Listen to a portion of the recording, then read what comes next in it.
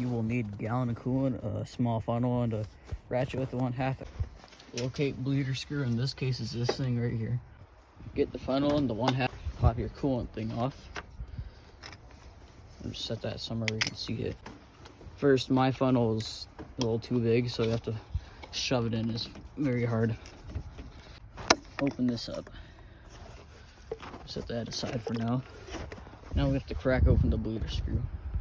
And next, you loosen this, but you don't take it all the way out. I already cracked it loose. And now what we do is we add coolant until we see a little bit of drip falling out of it. As you can see, that coolant is flowing out. Now we can go ahead and crack it shut. Go ahead and tighten it snug, don't over tighten it.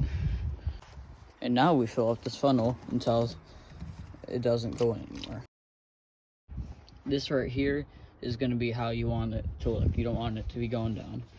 I'm going to go ahead and put this back on. The reason we are bleeding is because the temperature gauge flops out and the idle surges.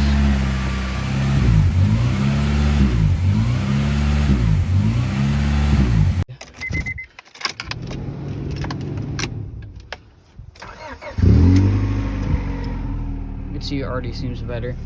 Now what we do is we turn this heat to max and we turn it to 1. As you can see, it's split low, and we're just gonna let this air bleed out.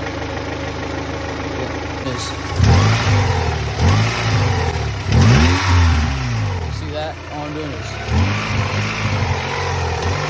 I'm moving this thing.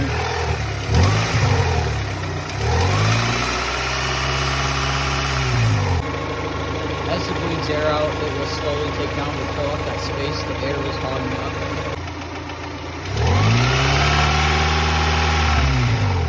You can see there's still a lot of air in the system, so we're gonna keep doing this. As you can see, we are idling how we should now, and the temp is almost at operation.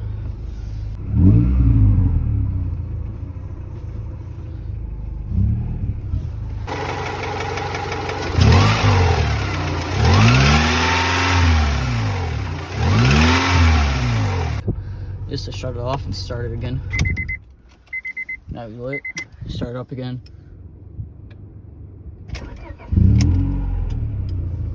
Sometimes that gets a little bit more air out. As it's close to warming up, you see it's slowly cooling down. That's what you want. Be careful of the hot line while you're doing this, but squeeze it. It'll get some extra air bubbles out. Squeeze like the main line a little bit. So here the engine is pretty much just about warmed up. I'm gonna give it a low rev.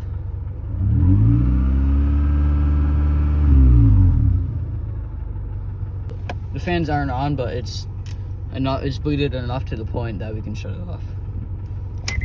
Coolant is bleeded.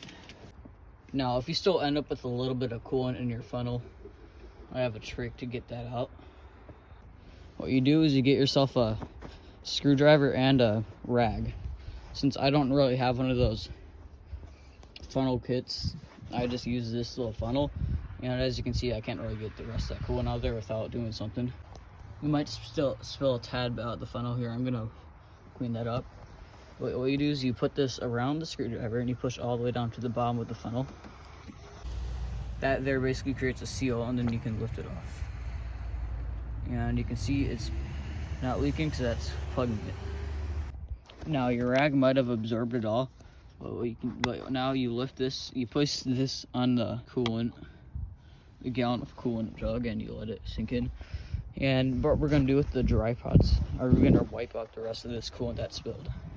But before we do any of that, we are gonna put our cap back on. You go like this, you push it and you turn it until you feel a little tension. It's locked on. Now I'm just gonna kind of absorb the rest of that spilled.